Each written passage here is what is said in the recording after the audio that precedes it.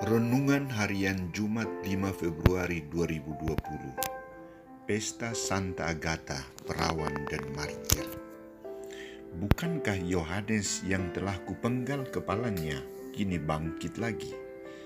Bacaan pertama diambil dari surat kepada orang Ibrani bab 13 ayat 1-8 dan bacaan Injil dari Injil Markus bab 6 ayat 14-29.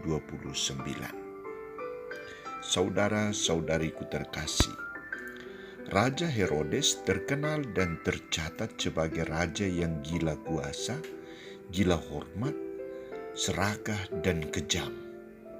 Setiap orang dipandang sebagai musuhnya yang selalu mengancam kuasa dan jabatannya.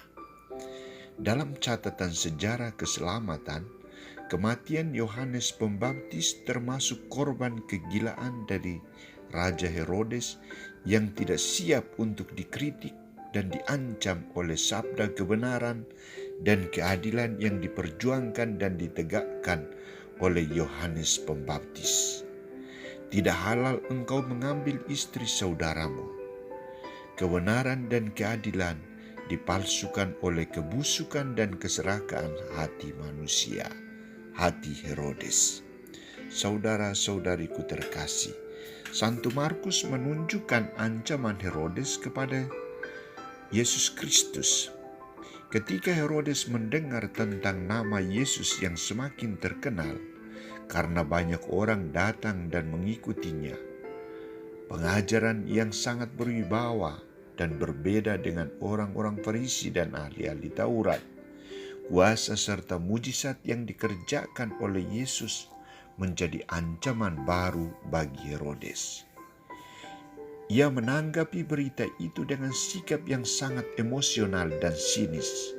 Bukankah dia itu Yohanes yang sudah kupenggal kepalanya dan kini bangkit lagi? Ungkapan dan tindakan Herodes mengandung beberapa nilai yang patut direnungkan. Pertama, pembunuhan yang menyimpan luka batin. Peristiwa pembunuhan terhadap Yohanes Pembaptis tidak menjadi hal yang menggembirakan, tetapi malah tekanan dan bahkan luka batin bagi Herodes, karena ia telah membunuh orang yang tidak bersalah. Hidup Herodes dikejar oleh bayang-bayangnya sendiri karena dipenuhi oleh nafsu untuk berkuasa. Bukankah dia itu Yohanes yang sudah kupenggal kepalanya dan kini bangkit lagi? Roh Yohanes mengejar dia. Hidupnya tidak aman, tidak damai. Ia selalu mengalami ancaman terus-menerus.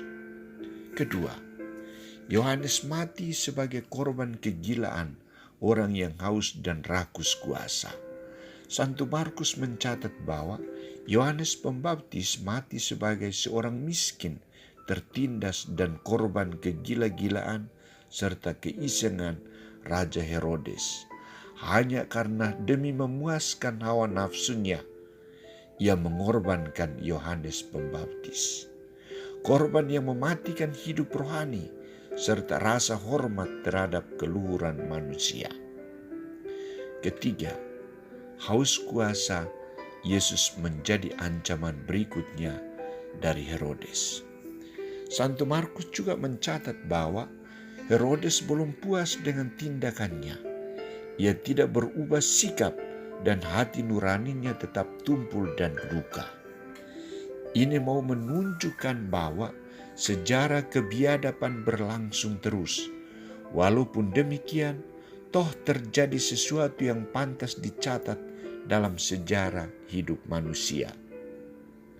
Bahwa kehadiran Yesus Kristus membuka arti misterius penderitaan orang yang menjadi korban kesintingan sementara Raja Herodes.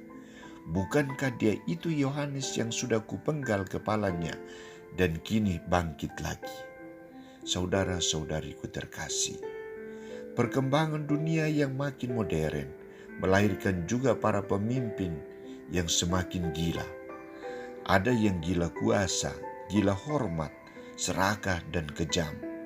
Namun ada juga yang gila memperjuangkan kebenaran dan keadilan.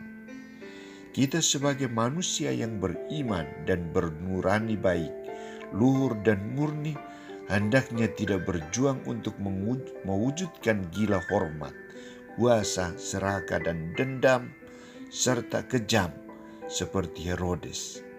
Kita dipanggil dan diutus Yesus untuk mewartakan kebenaran, menegakkan keadilan, dan memiliki hati nurani yang damai dan terbuka bagi semua orang.